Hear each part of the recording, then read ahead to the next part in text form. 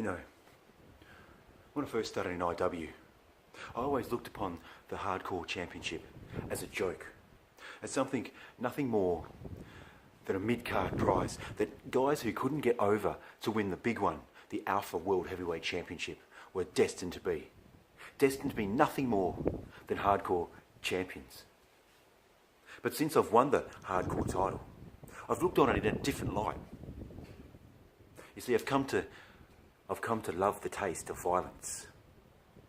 I've come to love the taste or the excitement that brings hurting my opponents. Making another man bleed and watching that blood run down his face into his eyes so he can't see, so I can do more damage inside that ring. Brings joy, brings excitement, electrifies me with emotions that I didn't think were possible inside myself. See, this hardcore title has brought out a different side of me that I didn't know was inside.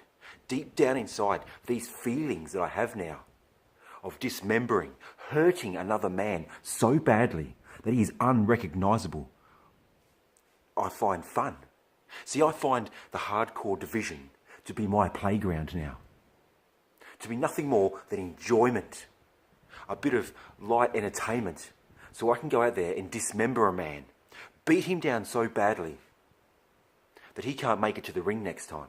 That next time he does come out to compete, he's walking with a limp.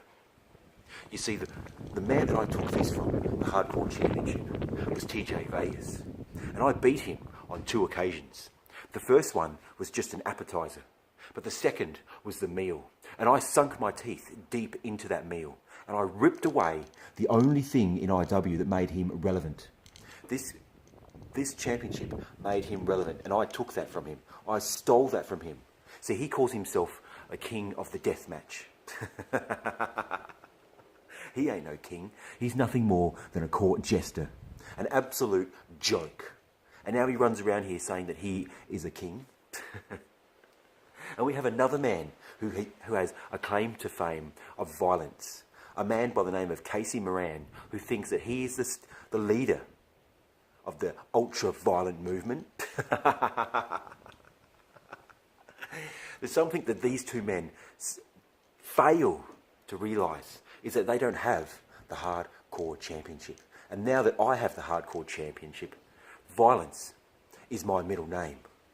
See, I can use anything at my disposal. It's not just a 24/7 rule where someone can jump me from behind with a ref and take this with 1, 2, 3. It's all about hurting your opponent. Using everything and anything at your disposal. Light tubes, barbed wire, tables, chairs, ladders. Absolutely anything that you can find to dismember, to hurt, to bring fear into another man's eyes, to show him that violence is the way. You see, when I split a man's head open and watch him bleed, the things that run through my head, that I want to do to my opponents. And now in China, this week we're going to be in China. Of all places in the world, I don't understand why we have to go to China. We should be coming to Australia. Australia is the up-and-coming country for wrestling. We have Tommy Dreamer's House of Hardcore. We have New Japan Pro Wrestling doing their very first tour in Australia with Kenny Omega and Cody Rhodes right here in Australia. This is the place to be.